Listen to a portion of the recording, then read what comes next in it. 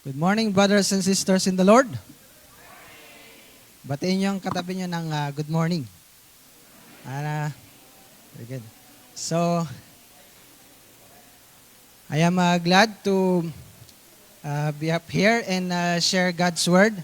And as we start, may I request everyone to please rise and let's open our Bibles in the book of 1 Timothy. 1 Timothy chapter 5, and we will read altogether verse 17. 1 Timothy chapter 5, verse 17. Ready now, begin. Let the elders who rule well be counted worthy of double honor, especially those who labor in the word and doctrine. Let's pray. Father in heaven, we thank you for this moment and this privilege to study your word. I pray that you will give us a humble heart and a teachable heart as we ponder upon your word. And Lord, as we appreciate our pastors, Lord, I pray that you will give us a minds and right heart in appreciating the efforts and the service of our pastor. Thank you for giving them to us to shepherd over us. And Lord, I pray that you will be glorified in whatever we do. And I pray that you will guide your servant to as he shares your word. This we pray in Christ's name. Amen. Please be seated. So today, as you can see here in front, we are here to appreciate our pastor. And ganon din sa ibang mga bansa and also in other churches, they are also celebrating and this month-long celebration of and appreciation of our pastors. So, of course, we are here to worship God. And we can also worship God by appreciating our pastor. So, although this is a yearly celebration is emphasized sa buwan ng October, ang original na the origin of this started in 1994. The Americans Christian organization focused on the family began promoting clergy appreciation or yung mga appreciation ng mga nagwo-work sa church. And October yung pinagkasunduan or yung napagkasunduan na month to celebrate the appreciation of pastors, and that is celebrated worldwide. But biblically, kapag i-trace natin back to the Bible, we see it in the epistles of Paul or yung mga letters ni Paul sa mga believers in different churches.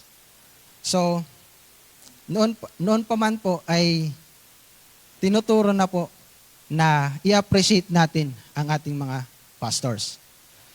I want to quickly introduce to you verses from the Bible na nagpapakita that God commands us to honor these individuals.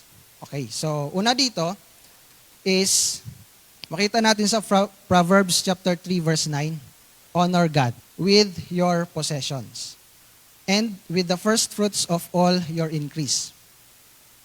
Ask yourself, do I honor God with my possessions, with my cell phone, with my money, with my computer, with my laptop, etc.? In-honor ba natin ang Panginoon with those things? Next, honor your parents. According to Exodus chapter 20 verse 12, honor your father and your mother, that your days may be long upon the land which the Lord your God is giving you. Again, it's not my word, it's God's word. It's God's command. Number 3, let's honor all men.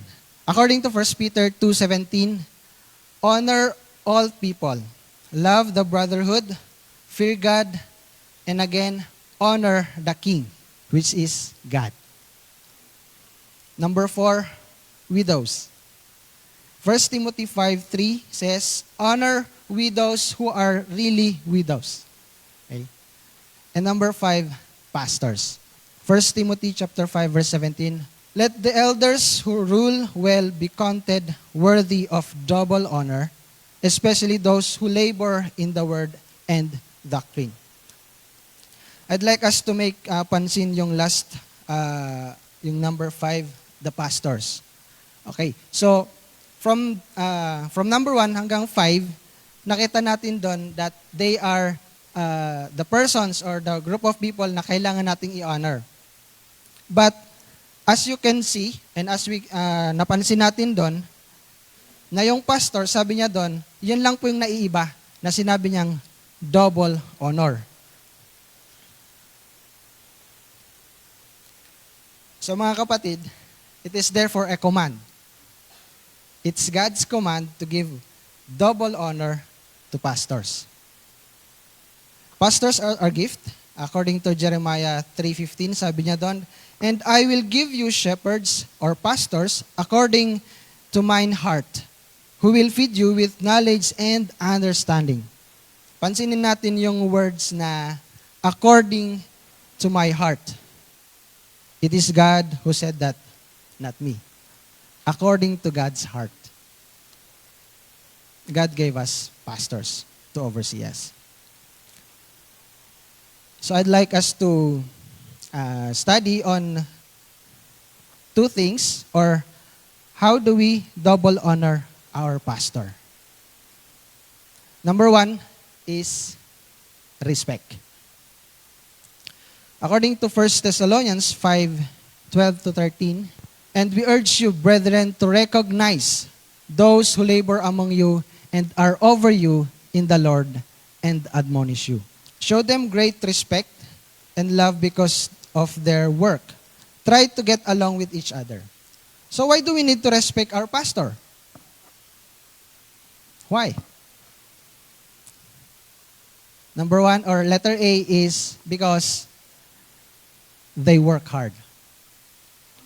According to the verse, 1 Thessalonians 5:12 says, "My friends, we ask you to be thoughtful of your leaders who work hard and tell you how to live for the Lord."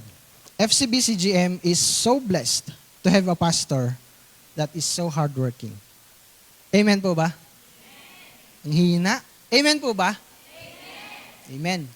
Pastors are like farmers. Okay? So, farmers work every day to ensure that their crops are growing na maganda. Inaalis nila yung mga damo. Minsan pa nga, dinidiligan yan eh. Dinalagyan ng abono.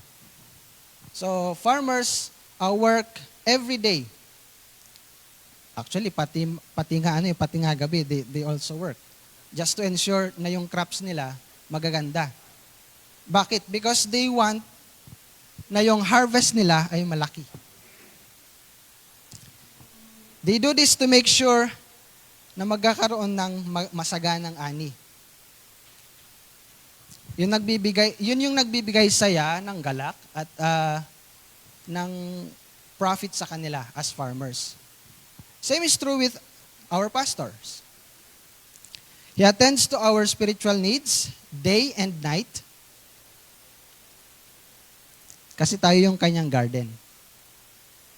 Okay. Every day, they work hard to ensure we are being fed spiritually and cared for. Hindi ko na po in-interview si Pastor kung ano yung mga schedule niya every day. But I'm sure, from Sunday and week long, meron po siyang mga pinupuntahan. Araw man yan or gabi. Siyempre, may mga visitations yon, may mga, mga Bible studies, and even yung mga, actually, meron pa nga silang mga pinupuntahan in other places outside Tuguegarao. Outreaches and also other regions. Umabot sila hanggang Manila or even farther. That's how hardworking our pastor is. He does these things for the Lord. It was the Lord who put him there, or it was the Lord who put him here in Tuguegarao. Hindi tayo Okay? Hindi tayong naglagay sa Kanya dito. So let us be thankful to God for having Him here in FCBCGM. Letter B, why do we need to respect our pastor is because they labor and rule over us. In Hebrews 13:17 says, obey them that have the rule over you, submit yourselves, for they watch for your souls, as they that must give account, that they may do it with joy, and not with grief, for that is unprofitable for you. Our pastor deserves to be honored and respected because they rule over us. And it is God who commanded them to do so. So let us submit to them. Let us submit to our pastor. Because it is not us na naglagay sa kanya dyan. Ang Panginoon po ang naglagay sa kanya dyan. And the Lord commanded him to do that. Marami kasing nagsasabi na pastor lang yan. Actually hindi lang dito sa place natin but in other places, pag nalaman nila na yung that man is a pastor, parang minamaliit lang. Bakit? Kasi maliit daw yung sahod, hindi naman yun profession na nagkakapera ka. Hindi naman yun matatawag na trabaho. Because they do not know the amount or yung bigat ng trabaho ng pastor. And I'd like us to imagine, or I'd like us to think of all the efforts ng ating pastor. Isa lang ang ating pastor dito sa FCBC, senior pastor. And ganun tayo karami. Just imagine kung araw-araw isang tao pupuntahan ni pastor, bibisitahin. That's a lot of work, right?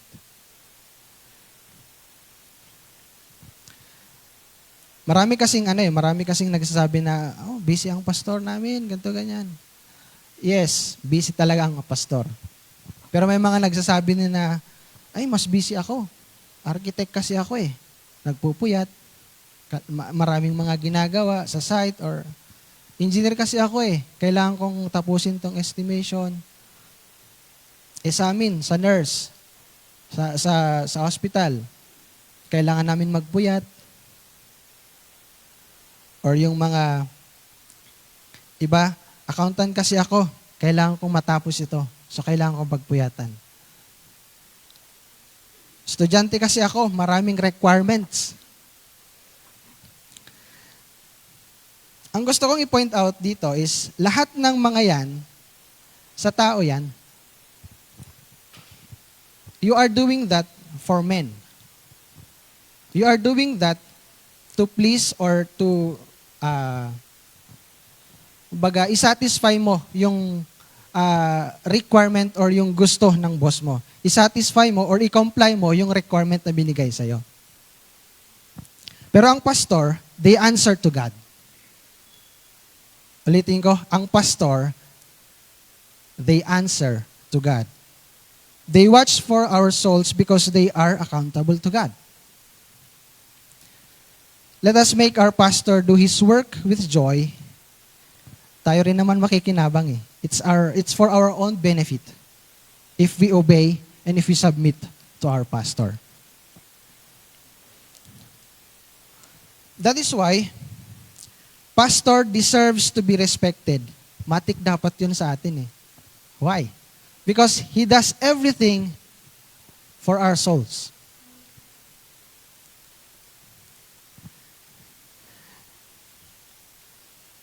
Thirdly, why do we need to respect our pastor is because they admonish us.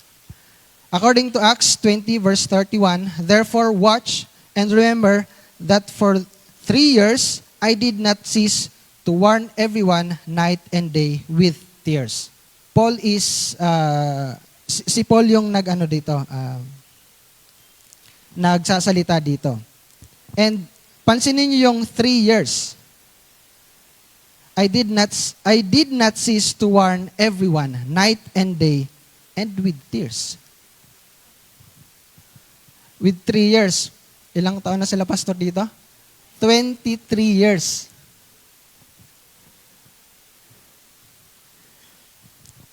The word admonish means to warn or to reprimand or reprimand someone firmly. Dagdagan natin, with love.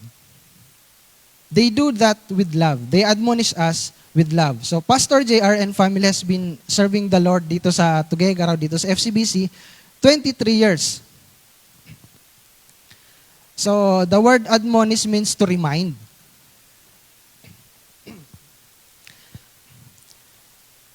It reminds us of things to be avoided, especially yung mga kasalanan. Okay?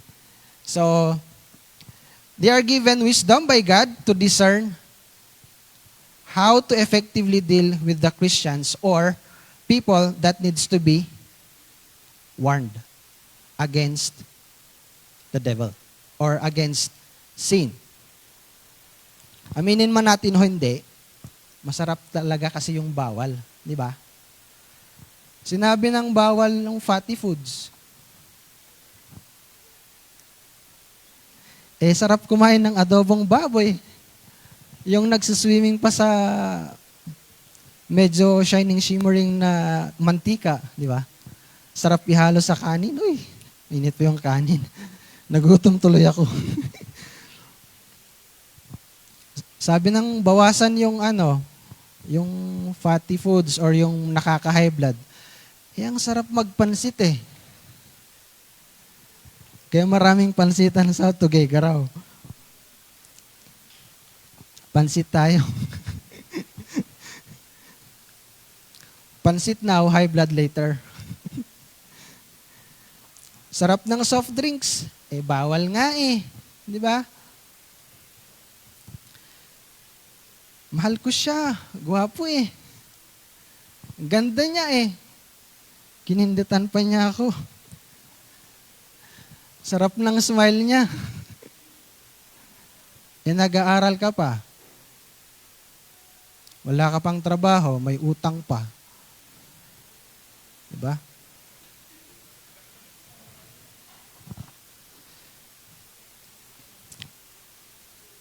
Hindi ko maiwasan, pastor. Yun kasi yung nagpapatulog sa akin sa mga may bisyo. Isang bote lang naman, pastor. Yun kasi ang nakaka-relax, pastor. 3 stick lang naman eh. Nagde-devotion naman ako, pastor. Nang paminsan-minsan, once a week. Nagpipray naman ako, pastor. Before kumain. Pero minsan, pinipicturean ko na lang po. These are just a few of our excuses kapag ni-remind tayo, kapag winawarn tayo ng ating pastor or our cell leaders. Tapos sabihin natin, si pastor naman nakikialam sa buhay ko. Mind your own business, kumbaga. Mga kapatid, we are his or their business. Kailangan talaga nilang pakialaman at alamin ang mga buhay-buhay natin. Because that's their job. That's their business. And they are accountable to God. Ayaw man natin pakialaman ang buhay natin, kailangan. They need to warn us. Kasi proactive ang enemy. Anong sabi niya sa salita niya? The devil walks about like a roaring lion seeking whom he may devour. And if you are not careful,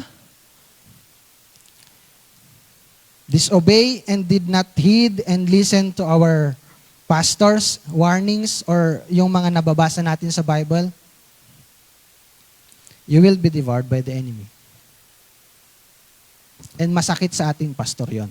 And even to our cell leaders, masakit yon sa kanila. Bakit? Because their duty is to care for us or to admonish us. So we should and we must be thankful that we have a pastor to admonish us tirelessly with love and so much prayers. Amen? Hina naman. Amen? Yun. Para kasing ang lamya. So kung ikaw, kung ibang tao yon, literal na bahala ka sa buhay mo. Buhay mo yan eh. Buhay ng may buhay, walang pakialamanan.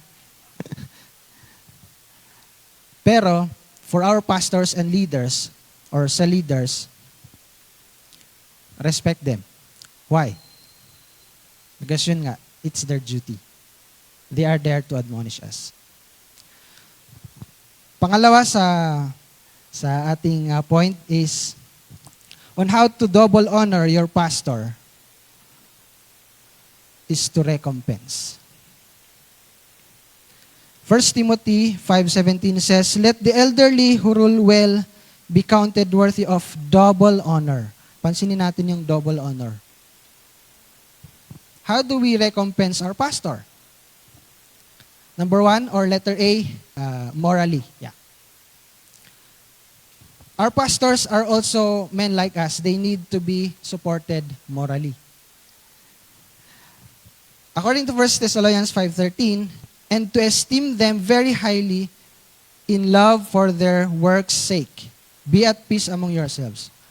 Let's highlight yung word na esteem them very highly.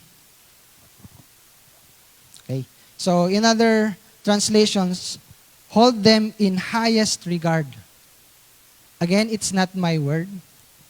It's God's word. Nire-relay ko lang po sa atin. Okay? It's God's command. Spend time with pastor and verbally appreciate him. I-appreciate natin ang ating pastor, ang mga leaders natin. Kahit na napapadalas ang PID, yung mga weekly PID or monthly PID kasi meron tayong mga tinatago or ayaw i-surrender na mga kasalanan, i-appreciate pa rin natin because it is their love for us. Okay? Pwede lang namang hindi na niya tayo pagsabihan di ba? But He cares and loves us. He radiates God's love para sa atin. And again, they are accountable to God. Marami kasing mga pastor na, said reality, maraming mga pastor na they tend to quit or they tend to stop doing the ministry. Kasi, siyempre, may mga cases din na baga nadi-discourage sila or worst is magkaroon sila ng mental breakdown or mental health issues. So, actually may may narinig nga ako na they are suicidal. So, maraming mga problema sa family, sa church, naghalo-halo na. Tapos wala pa silang mapag-sharean, wala pang nagme-mentor sa kanila. They really need to be supported morally. Kaya kung need natin sila, need rin nila tayo. Okay? So, meron lang, I just want to touch this one. Meron tayong warning. So, 1 Timothy 5:19-21. 1 Timothy 5:19-21. I'll just read this one. Sabi niya dyan, "Do not receive an accusation against an elder except from 2 or 3 witnesses. Those who are sinning rebuke in the presence of all, that the rest also may fear. I charge you before God, the Lord Jesus Christ, and the elect angels, that you observe these things without prejudice, doing nothing with partiality.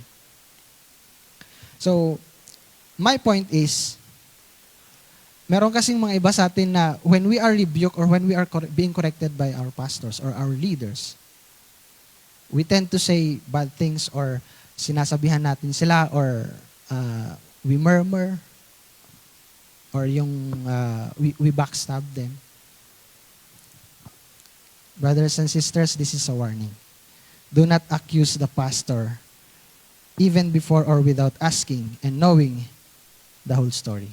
Okay?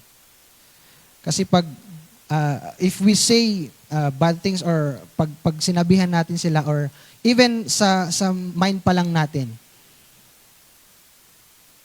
tapos we think of negative things para sa ating mga pastors,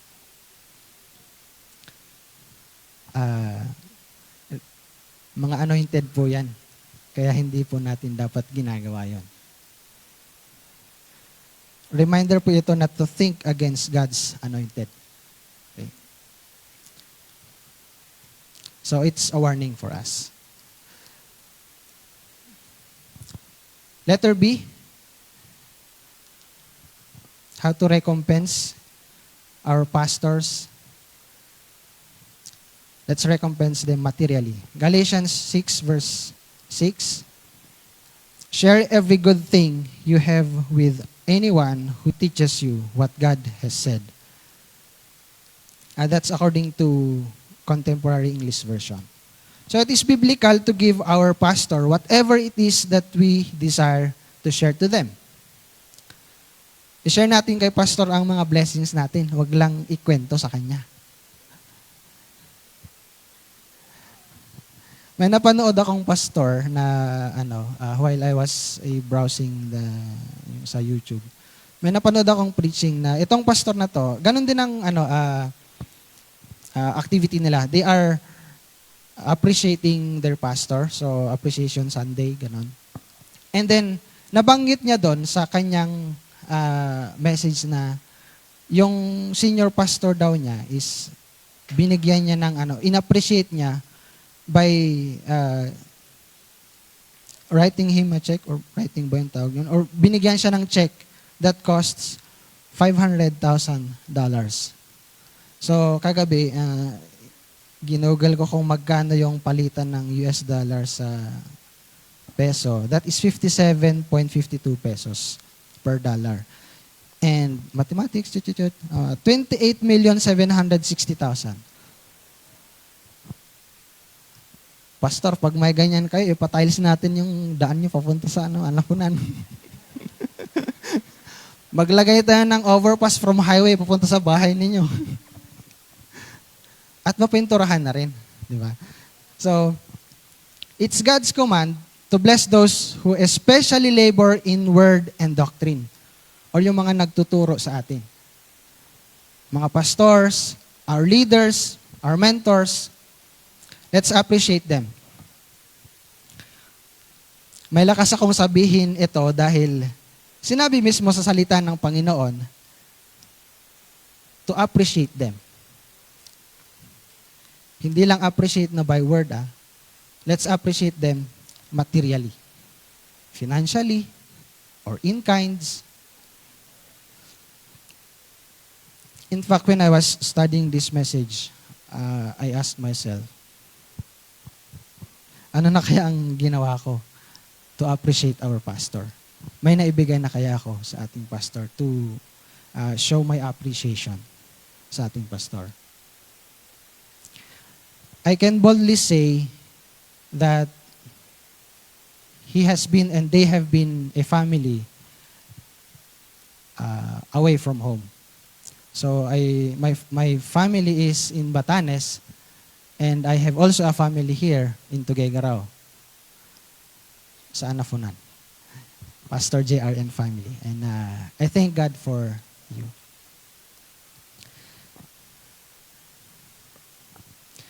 Nakakatuwa nga sa outreach kasi they know how to appreciate our pastor. So every Sunday, halos every Sunday nga merong mga pinapabaon kay pastor na mga gulay, mga saging, mga pinya, or any crops na binibigay kay pastor.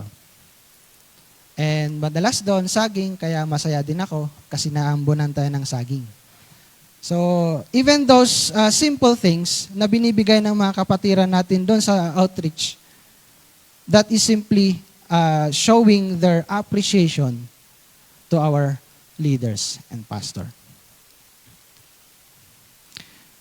If God puts into your heart the desire to give and to bless our pastor, finances man yan or in kinds, whatever, go with it. Gulay man yan, sige, bigay mo. Pagkain man yan, sige, bigay mo.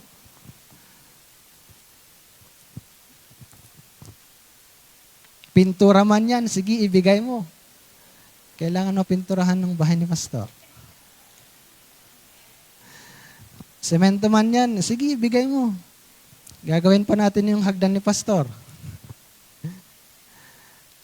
Sinasabi ko to because, yes, our pastor needs us. God can bless our pastor, yes, but God can bless our pastor through us. Hina. God can bless our pastor through us. Amen. Yun. So ang sabi sa verse natin, share all the good things with the one who teaches you. Is anyone here na hindi pa nakarinig or nakapanood kay pastor na nagpipreach? Wala. So ibig sabihin, all of us heard our pastor na magturo sa atin. Kasama tayo dito. Or kasama tayo dito sa sabi ng verse natin. Na, let share all the good things with the one who teaches you. Share natin. Wag lang kwento. So lahat naman siguro tayo nakapakinig na sa kanya. So, yun. And lastly, let's recompense our pastor spiritually. Bakit spiritually? Pastors are gifts from, or pastors are a gift from God to prepare us to do what we need to do for the kingdom of God. They feed us spiritually, care for us, love us, and discipline us. Kasama yun. Kasama yung discipline doon. They are God's provision. They are God's overseers sa atin. We must obey them kasi salita naman ng Panginoon yung dinadala nila sa atin. Okay? They are God's instruments. They are God's shepherds para sa atin. Just like the farmers na masaya kapag marami yung harvest at marami yung magaganda yung mga kanilang mga halaman or kanilang mga crops. Same is true with our pastor and our leaders. Masaya sila kapag nakikita nila tayong nag-grow spiritually, nagmamature spiritually. Let us show appreciation and honor to our pastor by living a life of holiness. So, in conclusion, ulitin natin, double honor is commanded by God and our pastors deserve to be honored. Because their hard work as they rule over us, who tirelessly admonish us to spiritually mature. Let us show our honor to our pastor by recompensing them morally, materially, and spiritually. So, I would like us to see this acrostic as I end.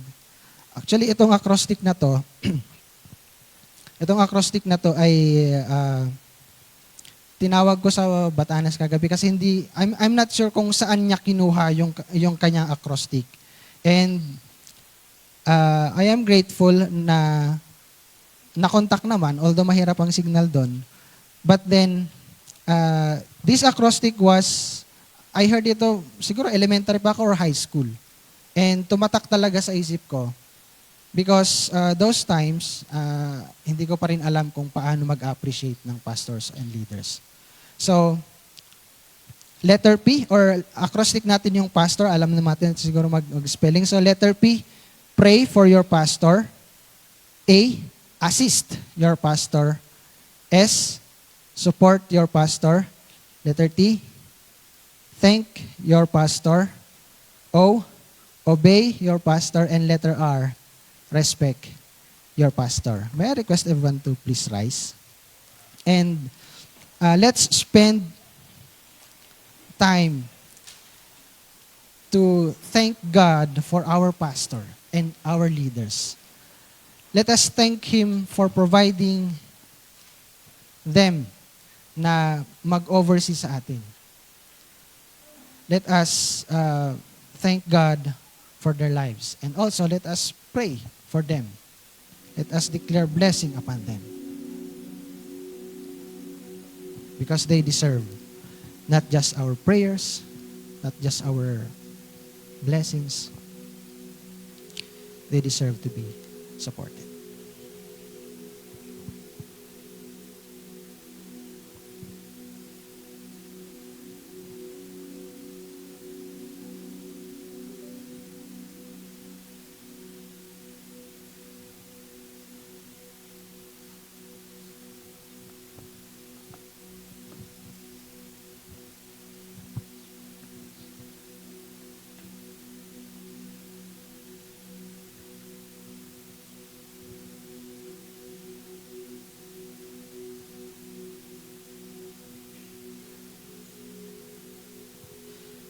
Father, we praise and thank you for this time that we are able to study your word. Thank you, Father, for showing to us and reminding us that we should honor our pastors and leaders, to honor them doubly. Thank you, Lord, for continually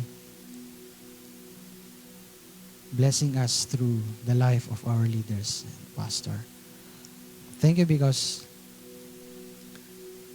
they have given their life in the ministry to care for us and to love us, to discipline us, to admonish us. Thank you for the life of Pastor JR that you have continually used in the past 23 years in this church so that we can grow spiritually and continually thrive in this world, be guided by your word and cared for by your servants. Thank you, dear God, for your word. I pray that you will continually help us to apply this in our lives and also to share this with those who are not yet in your family. Lord, I pray that as we continue worshiping you, as we continue celebrating this day, as we appreciate our pastor, let it be that you alone will be glorified in our midst. I pray, Lord, that you will be the one to bless our pastor, his family. I pray that you will provide for their needs, their health, and continually use them to be a blessing to each and every believer, and not just in here in Tuguegarao, but also in our outreaches and even outside this municipality or outside this province. And as we continually worship you, let it be, Lord, that give us the heart to really internalize and meditate on your word and to apply it in our daily lives. We thank you, dear God, for your word that has been heard. And we thank you, dear God, for all the leaders and all the pastors, mentors you have given us. We praise you and we thank you because you alone deserve it. This we pray in Christ's most precious name. Amen. Amen.